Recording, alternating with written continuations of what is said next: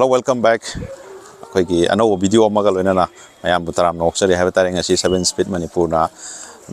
ano video sida kai no haidi content je maroina koigi champat ki koigi laimajam laikai de laiba Chongtham palace haina koigi car rented ki kaino ne koigi mafam amakak lei ado masidai lairiba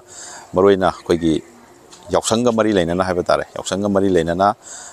kari singsi kari lakada walai aduga ojik lai sina kari no have di matangda mayamda habet gari sing do kari no update khara pizara kena semja video ni go ta sengna haraga dia do gari singsi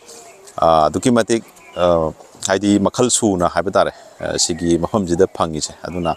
koigi Yaosangna lakpada saidi mayam gi darka laiba have tare go samna harabda haidi gari se tabak chasaning matamda amaga tabak sinabani na haidi sunadaba khotaba mayam sumba lairpa yawi adigi koi basani gazu saigi khoida chanaba gari have tare adum khanba matamda khoida lairiba gari duna hek comfortable do oidaba hai tare adu orgadi haiba sida Chongtham khoigi car rental gi sida lakpiraga apamba gari have tare makal sida lairi myam se dum myam dum obiramani aduga lakado gari du sui dum mathang habet hajarake upcoming da khoi uje gari se makhal khara dum laani anoba khoigi SUV 700 gi chulani adu Nexon yaurani adagi Creta yaurani go adu sumba makhal gi gari khara anoba have tare aduga Thar da zu dum makhal haidi anoba lakadoba generation gi dum yaurani adagi Scorpio si yaurani have tare adu hoji ki oina di dum ayamba hek khoigi hatchback tagi horaga SUV faubugi range ta white range ta have tare gari se makhal loi lai have tare ado hojik maroina lai singse ai mayam da mathang sum haijarake ado mayam sungai choidana channel asi subscribe like and share sungai choidana toksen meram ko sum gari ga mari laina ma content sing mathang puruga lakpada dom da miss oidana bagi have tare ado gari sing sigi maroiba hadaki kumai jing mari laina offer ju dum khar pi ri ko ado offer se adum mayam da sudum ai share tawjarke aduga khoi gi gari rented taw matam da gari gi magi awai man ke ano ai detail se ai dum mayam amam da highlight di kuirene aduna screen da fazanan hapsarage mayam se yengbiro aduga ai magi contact details zu ai description dum hapsaramage screen dum ai hapsaramage asim contact tawiraga adum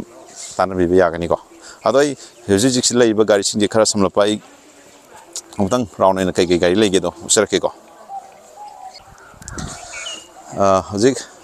som nakan site laiba kangbu sina khoi SUV ngatani ko akoigi sina akoigi urban SUV na jo hainai go si gari sa akoigi Maruti Suzuki gari hai tare Ignis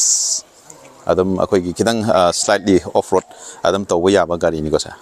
adum sina khwaidagi pikpa segment da hai tare micro SUV gi segment da si gari sima dum myam gi damakta adum leijare adum ai interior su yam luna nana leiri go fazana sele ki ko sini smile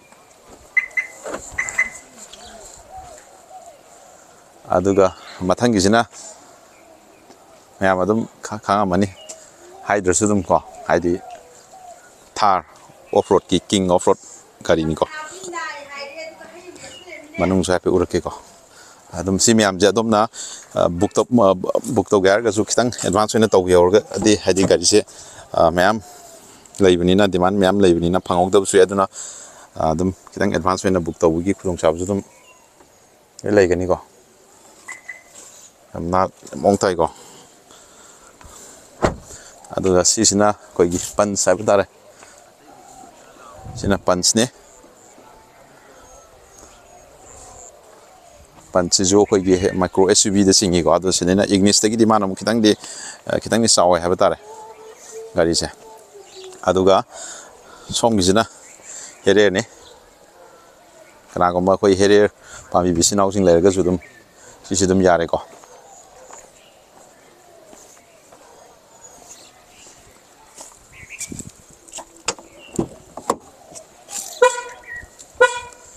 sini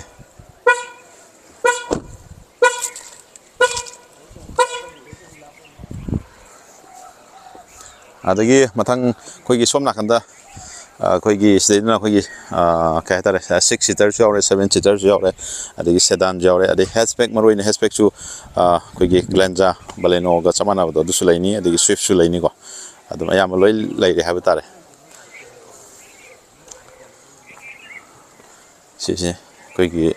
ꯃꯥꯔꯨꯇꯤꯒꯤ ꯑꯩꯈꯣꯏ Suzuki ꯀꯝꯄꯅꯤꯒꯤꯗꯨꯅꯦ ꯁꯤꯅ 6 ꯁꯤꯇꯔ ꯍꯥꯏꯕ ꯇꯥꯔꯦꯀꯣ ꯁꯤꯅꯦ ꯃꯥꯏ ꯃꯅꯨꯡꯒꯤ ꯗꯤꯖꯥꯏꯟꯁꯦ ꯑꯗꯣ ꯑꯗꯨꯝ ꯄꯨꯂꯞ ꯑꯣꯏꯅ ꯐꯦꯃꯤꯂꯤ ꯑꯣꯏꯅ ꯈꯤꯇꯪ ꯌꯥꯝꯅ ꯆꯠꯅꯤꯡꯕ ꯀꯥꯡꯕꯨꯁꯤꯡꯒꯤ ꯍꯥꯏꯇꯥꯔꯦꯀꯣ ꯑꯗꯨꯒ ꯁꯤꯅ ꯑꯩꯈꯣꯏꯒꯤ ꯇꯥꯇꯥꯒꯤ ꯇꯤꯌꯥꯒꯣ ꯁꯤꯁꯨ ꯑꯩꯈꯣꯏꯒꯤ ꯁꯦꯗꯥꯟꯅꯦ ꯑꯗꯨꯝ ꯂꯣꯡ ꯔꯥꯏꯗꯀꯤꯗꯤ 하이웨이ꯗ ꯀꯩꯗꯀꯣ ꯁꯦꯗꯥꯟꯁꯦ ꯑꯗꯨꯝ ꯑꯅꯝꯕ ꯌꯥꯝꯅ ꯃꯇꯝꯗ ꯍꯥꯏꯗꯤ ꯑꯗꯨꯝ ꯅꯨꯡꯉꯥꯏꯀꯣ ꯑꯗꯒꯤ ꯑꯗꯨꯝ ꯈ꯭ꯋꯥꯏꯗꯒꯤ ꯌꯥꯝꯅ ꯀꯝꯐꯔꯠ ꯄꯤꯕ ꯉꯝꯕ ꯑꯗꯨꯒꯨꯝꯕ ꯃꯈꯜꯒꯤ ꯁꯨꯝꯕ ꯑꯩꯈꯣꯏ 7 ꯁꯤꯇꯔꯗ ꯑꯩꯈꯣꯏ SUV ꯇꯥꯏꯞ ꯑꯩꯈꯣꯏꯒꯤ ꯀ꯭ꯔꯣꯁ ꯑꯣꯚꯔꯒꯤ ꯗꯤꯖꯥꯏꯟ ꯕꯣꯗꯤ ꯍꯥꯏꯕ ꯇꯥꯔꯦꯀꯣ ꯁꯤꯗꯁꯨ ꯑꯃ ꯂꯩꯔꯦ ꯇꯣꯌꯣꯇꯥ ꯏꯅꯣꯚꯥꯗꯨꯅꯤ ꯏꯅꯣꯚꯥꯒꯤ ꯑꯩꯅ ꯈ꯭ꯋꯥꯏꯗꯒꯤ ꯐꯖꯕ ꯑꯩꯅ ꯈ꯭ꯋꯥꯏꯗꯒꯤ ꯄꯥꯝꯖꯕ ꯑꯃꯗꯤ ꯂꯩ ꯃꯌꯥꯝ ꯌꯦꯡꯍꯟꯖꯔꯛꯀꯦ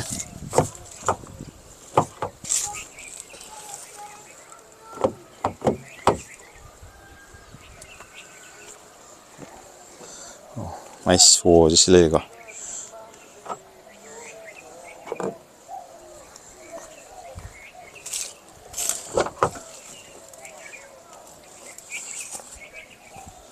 ꯁꯤ ꯂꯩꯔꯦ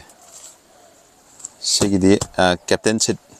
ꯇꯤ ꯑꯣꯏꯗ꯭ꯔꯦꯀꯣ ꯁꯤꯁꯤꯅ ꯁꯤꯠ ꯂꯣꯏ ꯄꯨꯔꯥ ꯖꯣꯏꯟꯗ ꯇꯧꯔꯒ ꯂꯩꯔꯦ ꯁꯤꯅ ꯃꯅꯤꯡꯒꯤ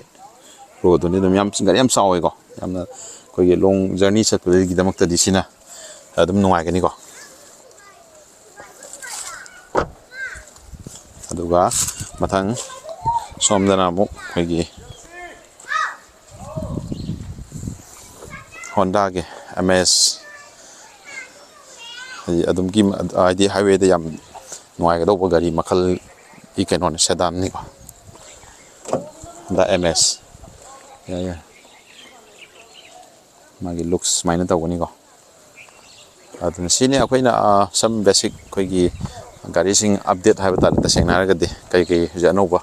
ꯂꯩꯒꯦ ꯍꯥꯏꯕꯗꯣ ꯑꯗꯨꯒꯤ ꯁꯨꯝ ꯑꯩ ꯀ꯭ꯋꯤꯛ ꯋꯥꯛ ꯑꯔꯥꯎꯟ ꯑꯃ ꯃꯌꯥꯝꯒꯤ ꯍꯧꯖꯤꯛ ꯁꯥꯔꯚꯤꯁꯀꯤꯗꯃꯛ ꯀꯩ ꯒꯥꯔꯤ ꯂꯩꯔꯤꯒꯦ ꯍꯥꯏꯕꯗꯨꯒꯤ ꯁꯨꯝ ꯗꯤꯇꯦꯜꯁ ꯑꯩꯈꯣꯏ ꯚꯤꯗꯤꯑꯣ ꯑꯃꯈꯛ ꯁꯦꯝꯖꯕꯅꯤꯀꯣ ꯑꯗꯣ ꯉꯁꯤ ꯑꯩꯈꯣꯏꯒꯤ ꯁꯝꯂꯞꯄ ꯃꯌꯥꯝ ꯒꯥꯔꯤ ꯃꯌꯥꯝꯁꯨ ꯎꯠꯈ꯭ꯔꯤꯕ ꯃꯇꯨꯡꯗ ꯍꯥꯏꯕ ꯇꯥꯔꯦ ꯑꯩꯈꯣꯏꯒꯤ ꯌꯥꯎꯁꯪꯒ ꯃꯔꯤ ꯂꯩꯅꯅ ꯑꯣꯐꯔꯁꯦ ꯀꯩꯗ ꯀꯃꯥꯏꯅ ꯄꯤꯒꯦ ꯍꯥꯏꯕꯗꯣ ꯑꯩ ꯁꯝꯂꯞꯄ ꯃꯌꯥꯝꯗ ꯍꯥꯏꯐꯦꯠꯇꯪ ꯍꯥꯏꯖꯔꯝꯒꯦ ꯑꯩꯈꯣꯏꯒꯤ ꯒꯥꯔꯤꯁꯦ ꯑꯩꯈꯣꯏ 3 days ꯃꯨꯛꯀꯤ ꯋꯥꯏꯔꯒꯗꯤ ꯑꯩꯈꯣꯏꯒꯤ ꯃꯥꯒꯤ ꯇꯣꯇꯦꯜ ꯑꯦꯃꯥꯎꯟ ꯑꯗꯨꯗꯒꯤ ꯑꯩꯈꯣꯏ 5% ꯗꯤꯁꯀꯥꯎꯟ ꯄꯤꯖꯒꯅꯤꯅ ꯍꯥꯏꯕꯤꯔꯤꯀꯣ ꯑꯗꯨꯒ 7 days ꯃꯨꯛ ꯋꯥꯏꯔꯒꯅ ꯑꯩꯈꯣꯏꯒꯤ 10% ꯗꯤꯁꯀꯥꯎꯟ ꯑꯗꯨꯒ ꯑꯕꯞ ꯑꯩꯈꯣꯏꯒꯤ 7 days ꯑꯕꯞ ꯇꯔꯥ ꯑꯃꯨꯛ ꯂꯥꯛꯑꯒꯅ ꯑꯩꯈꯣꯏꯒꯤ 12% ꯁꯨꯃꯥꯏꯅ ꯂꯩ ꯑꯗꯨꯒ ꯑꯃꯨꯛ 1 monthꯀꯤ ꯆꯥꯡꯗ ꯑꯃꯨꯛ ꯂꯥꯛꯑꯀꯥꯟꯗ ꯑꯩꯈꯣꯏ 15%ꯒꯤ ꯆꯥꯡꯗ ꯑꯃꯨꯛ ꯗꯤꯁꯀꯥꯎꯟ ꯄꯤꯒꯅꯦꯅ ꯑꯩꯈꯣꯏꯒꯤ ꯃꯣꯏ ꯑꯣꯅꯔꯒꯤ ꯁꯥꯏꯠꯇꯒꯤ ꯃꯣꯏ ꯍꯟꯗꯛꯀꯤ ꯌꯥꯎꯁꯪꯒ ꯃꯔꯤ ꯂꯩꯅꯅ ꯑꯣꯐꯔꯁꯤ ꯄꯤꯔꯤꯑꯅ ꯇꯥꯛꯄꯤꯀꯣ ꯑꯗꯣ ꯃꯌꯥꯝ ꯉꯁꯤꯒꯤꯗꯤ ꯚꯤꯗꯤꯑꯣꯁꯤ ꯁ꯭ꯋꯥꯏ ꯁꯨꯝ ꯂꯣꯏꯁꯤꯟꯖꯔꯒꯦ ꯑꯗꯣ ꯒꯥꯔꯤ ꯍꯌꯦꯡ ꯑꯅꯧꯕ ꯑꯞꯗꯦꯠ ꯂꯥꯛꯄ ꯀꯥꯟꯗꯁꯨ ꯑꯩ ꯁꯨꯡꯁꯣꯏ ꯁꯣꯏꯗꯅ ꯁꯤꯒꯤ ꯑꯩ ꯑꯞꯗꯦꯠ ꯑꯗꯨꯝ ꯃꯌꯥꯝ ꯄꯤꯖꯔꯛꯀꯦ ꯑꯗꯣ ꯀꯣꯟꯇꯦꯛ ꯗꯤꯇꯦꯜꯁꯨ ꯑꯩ ꯑꯗꯨꯝ ꯍꯥꯞꯆꯔꯝꯃꯒꯦ ꯑꯩꯈꯣই ꯗꯤꯁꯀ꯭ꯔꯤꯞꯁꯟꯗ ꯑꯗꯨꯝ ꯀꯣꯟꯇꯦꯛ ꯑꯗꯨꯝ ꯇꯧꯕꯤꯔꯣꯀꯣ ꯑꯗꯣ ꯃꯈꯥ ꯇꯥꯕ ꯄꯥꯎ ꯐꯥꯎꯅꯔꯁꯨ ꯑꯗꯨꯝ ꯌꯥꯔꯅꯤꯀꯣ ꯑꯗꯣ ꯉꯁꯤꯒꯤꯗꯤ ꯁ꯭ꯋꯥꯏ ꯁꯨꯝ ꯂꯣꯏꯁꯤꯟꯖꯔꯒꯦ ꯑꯗꯣ ꯈ꯭ꯋꯥꯏꯗꯒꯤ ꯃꯔꯨꯑꯣꯏꯕ ꯑꯃꯅ ꯑꯩꯈꯣꯏ ꯒꯥꯔꯤ ꯊꯧꯕ ꯃꯇꯝꯗ ꯁꯤꯠ ꯕꯦꯜ ꯁꯣꯏꯗꯅ ꯁꯣꯏꯗꯅ ꯐꯥꯕꯤꯒꯗꯕꯅꯤꯀꯣ ꯑꯗꯨꯒ ꯒꯥꯔꯤ ꯃꯆꯥ ꯊꯧꯔꯒꯅ ꯍꯦꯜꯃꯦꯠ ꯁꯣꯏꯗꯅ ꯎꯞꯀꯗꯕꯅꯤ ꯍꯥꯏꯕ ꯇꯥꯔꯦ ꯑꯗꯣ ꯕꯤꯛ ꯅ꯭ꯌꯨꯁ ꯑꯃ ꯍꯥꯏꯔꯒꯗꯤ ꯑꯩꯈꯣꯏꯒꯤ ꯃꯐꯝꯁꯤꯗ ꯑꯩꯈꯣꯏ ꯕꯦꯅꯦꯂꯤꯒꯤ 502ꯒꯤ ꯒꯥꯔꯤ ꯃꯣꯇꯣꯔꯁꯥꯏꯀꯜ ꯀꯣ ꯌꯥꯝꯅ ꯅꯨꯡꯉꯥꯏꯒꯗꯧꯕ ꯑꯩꯈꯣꯏꯒꯤ